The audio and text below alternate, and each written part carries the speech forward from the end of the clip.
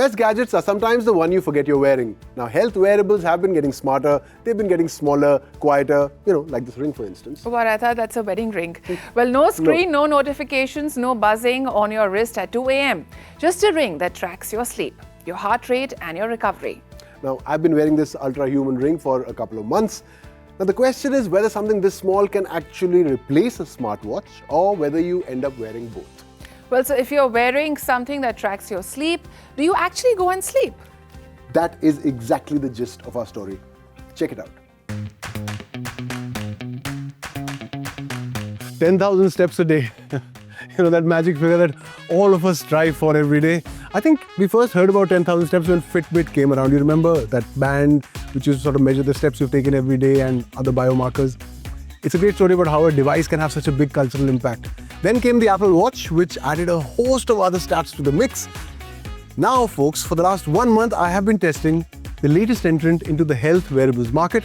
I present to you the Smart Ring. Now, there are a number of manufacturers making a number of rings. I went into a store and I got myself an Ultrahuman AIR, which is what I'm wearing. Now, out of the box, all you get is a ring, a special charger and a cable. The ring can be charged with any charger that delivers under 20 watts. The first thing you notice is what you don't feel. Now, this is a titanium ring. It's just about 2.5 grams, so you barely sort of feel it. I haven't even noticed that I'm wearing it most of the time. They say it's waterproof, showering is fine. I've gone for a swim in it. Although when I swim in it, that's a problem because, in swimming you're supposed to keep your fingers all closed and tight, and with this you can't, so I won't be wearing it for swimming. Now, getting the right fit is easy. I got it from a store, so that was simple, but most manufacturers, including Ultrahuman, ship a sizing kit. For something tracking me around the clock, this ring stays completely out of the way. Except when I have to charge it, that is. So Ultrahuman says that one charge lasts about a week, but there's an important caveat. That is on something called chill mode, which turns the sensors off during the day and only captures information at night. So that lasts about a week. I put mine on turbo mode, lasted me about 4 days, but it keeps the sensors running all day to get the most detailed data. And then there's something called critical mode, which is only to be used when you're almost flat. Charging takes about 2 hours, so it's not really a big deal, except that it does require a specialized charger, which is really small, so if you lose that, well, you've got to order a new one. It's also another charger to carry. So what do these smart rings really measure? A great deal, and that's where it gets interesting. Take sleep. It doesn't just clock how long I've slept, it breaks the night down. How much REM, how much deep sleep, even how often I've tossed and turned. Now, the stress tracking is tied to your sleep, and that genuinely surprised me. There's a stress rhythm score. So when I sleep less, the stress goes up. On a rough day, it flagged that I was wound up, and it was right, and it nudged me to dial it down. Then each morning, a recovery score pulls all of this together and tells you whether to push hard or ease off. So it's 5:30 in the evening. I would usually go and get a coffee. But for the past few days, I've been getting this nudge from my ring which says don't drink coffee after 5:30 in the evening because it's going to affect your sleep. I did listen to it and I realized there is a point. It does affect my sleep. So, it has these little nudges. These are not things that you don't know. It also keeps reminding me, now I work long hours. It keeps reminding me of my sleep debt, which has been going up throughout the week.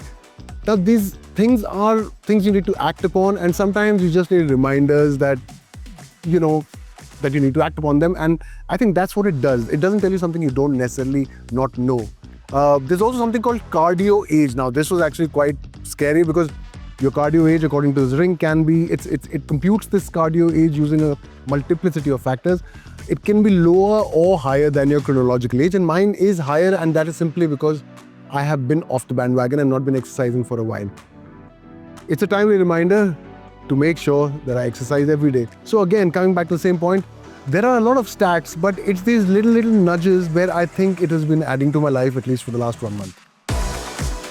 Beyond the basics, Ultrahuman does go deeper. You can upload blood test results and track biomarkers, and there's a separate sensor if you want to watch your blood sugar and insulin response. It can also log your blood oxygen levels and skin temperature overnight. So there was one thing that I was concerned about, and perhaps you'll think about it too, is that how much radiation do these things emit? I mean, you've got electromagnetic waves going into your body at all times, or at least during the night. So I did some research, and apparently the radiation coming out of rings is negligible and not something that should really concern you, but feel free to do your own research. So how do these rings compare? Now there are a number of rings from a number of manufacturers. When I went to buy one, I looked at Ultrahuman, I looked at Aura, and I looked at Gabit. Now, Gabit is the most value for money. It's for about 13,000. The Ultrahuman Air that I got cost me about 26,000. And then there's Aura, which is top of the line, which starts at about 29,000 and goes up to about 40,000. I got Ultrahuman because, well, it was middle of the rung and there is no subscription. In Aura, there is a monthly subscription, and I thought that those costs would add up, but it does give you much more information as well. So will I keep wearing it? I think so. It doesn't get in the way. I don't really have to bother about it getting wet or dust or any of that. It's light enough. You can barely feel it. And its nudges are genuinely helpful. I have found that I have reacted to the stats it gives me, and that has improved my quality of life somewhat. There is one thing though, and that struck me when I was thinking of getting one for my mum. Now, she gets quite anxious about her health, and I thought that, so I decided against it because I think there is always that tendency that you will start looking at these stats too obsessively, and it could give you anxiety. And well, the idea is to live a long, healthy life, not an anxious one. This though, even if it dies, it's still a ring, right? So, works for me.